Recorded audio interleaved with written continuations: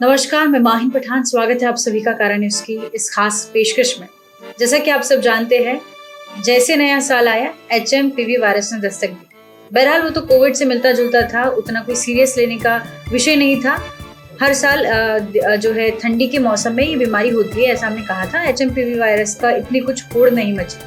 इसके बाद जो गंभीर विषय आया है, जो गंभीर वायरस आया है, GBS वायरस इन दिनों हमको देखने के लिए मिल रहा है। महाराष्ट्र में, पुणे में मैं कहूँ तो बहुत ज्यादा दहशत ये वायरस फैला रहा है, आतंक मचा दिया बिल्कुल। इससे 4 मौतें अब तक महाराष्ट्र में हो चुकी हैं। तो नागपुर GMC के वैद्य के अधीक्षक गावंडी सर इस वक्त मेरे साथ मौजूद है। सर, स्वागत है आपका कारण न्यूज़ की इस खास मुलाकात में।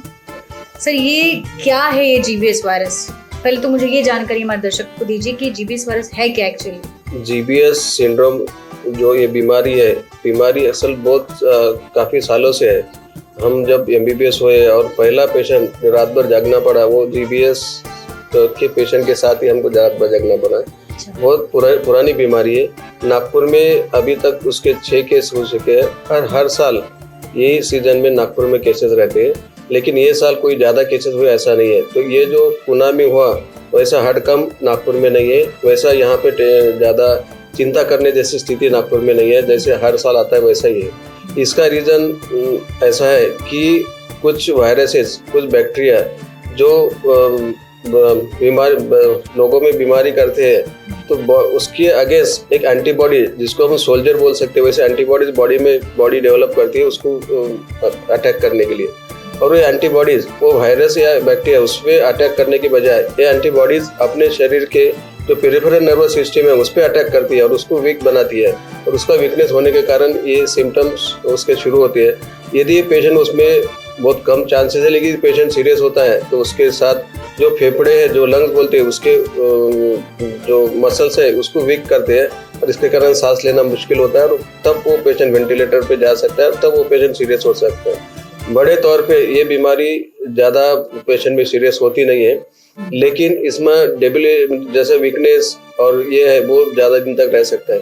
जो पेशेंट है उसको शुरुआती के लक्षण में देखा जाए तो टिंगलिंग नमनेस, जिसको हम हिंदी में चींटे आना ऐसा बोल सकते हैं, वो पैरों पे शुरू होता है, वीकनेस शुरू होता है। उसके साथ साथ उसके लक्षण पेट तक जाते हैं और उसके बाद लंग तक उसके सिम्टम जा सकते हैं और तब पेशेंट वो सीरियस माना जाता है।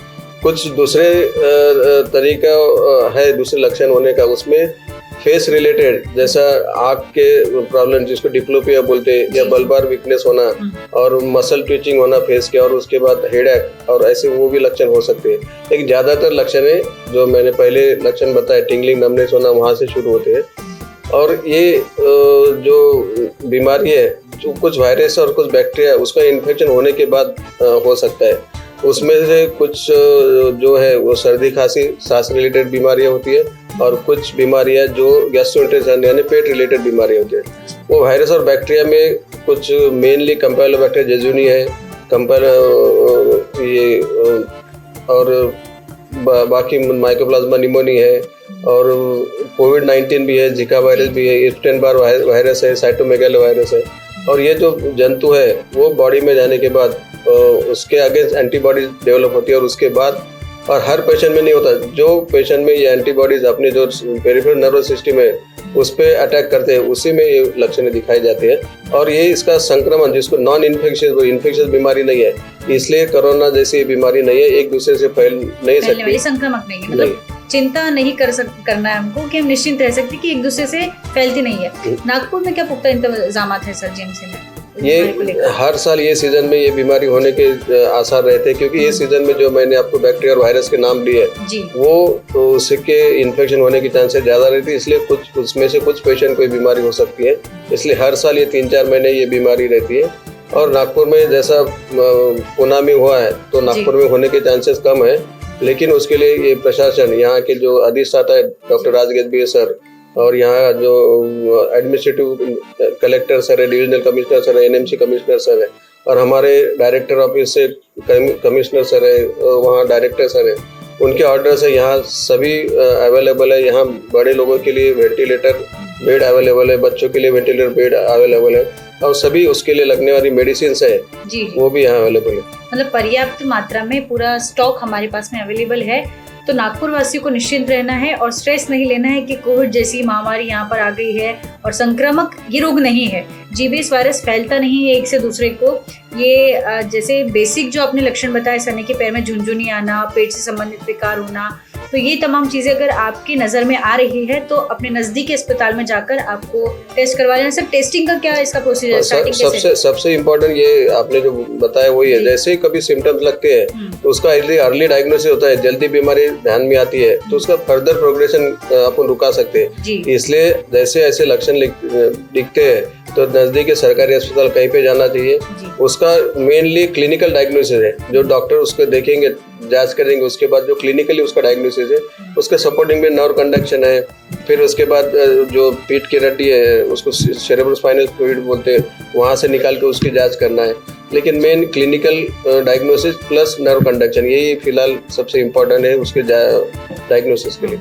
अच्छा, ये बीमारी कैसे, ये वायरस है, हमें ये पता करने के 2 तरीके सर ने बताए हैं। तो यही है कि आपको निश्चिंत रहना है, चिंतित नहीं होना है। नागपुर में 6 मामले सर ने बताए हैं। महाराष्ट्र में चूंकि ये फैल रहा है लेकिन 6 में से 4 डिस्चार्ज हो चुके हैं, 3 डिस्चार्ज, अभी 3 पेशेंट यहाँ एडमिट है।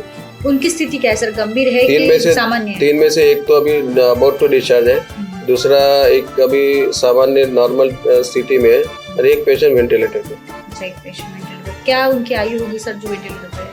वो 8 साल का बच्चा है। 8 साल का बच्चा वो वेंटिलेटर पे। तो बच्चों में भी आपको एहतियात बरतना है और बेसिक जैसे ही पता चलता है आपको तुरंत में अगर आप डायग्नोज हो जाती है बीमारी तो इस बीमारी को बढ़ने से हम रोक सकते हैं।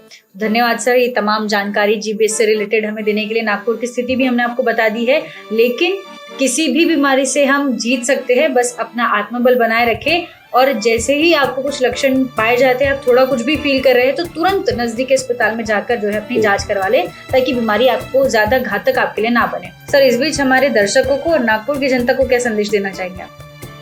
ये बीमारी माइल्ड है, ये जनरली ये सीजन में होती है क्योंकि जो बैक्टीरिया और जो वायरस है जिसमें इन्फेक्शन हो सकता है वो ये सीजन में है।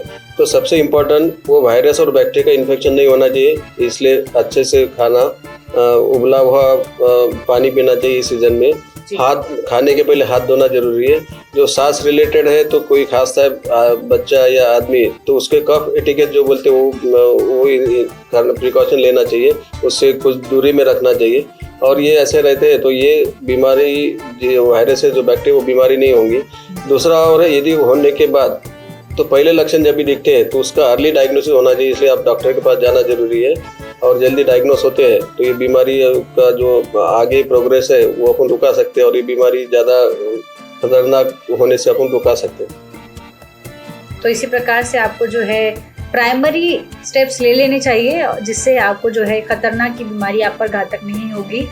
तो जितने भी सर ने आपको इंस्ट्रक्शंस दिए हैं नागपुर वासियों से हम उम्मीद करते हैं कि आप इसी के तहत पालन करेंगे और अपना और अपने परिवार का ख्याल रखेंगे। तो इसी प्रकार की जानकारी के लिए हमेशा हम तत्पर रहेंगे। इसी तरह की खास मुलाकात के जरिए आपको जो है हम जागृत करते रहेंगे। तब तक के लिए बने रहिए कारण न्यूज़ के साथ। धन्यवाद।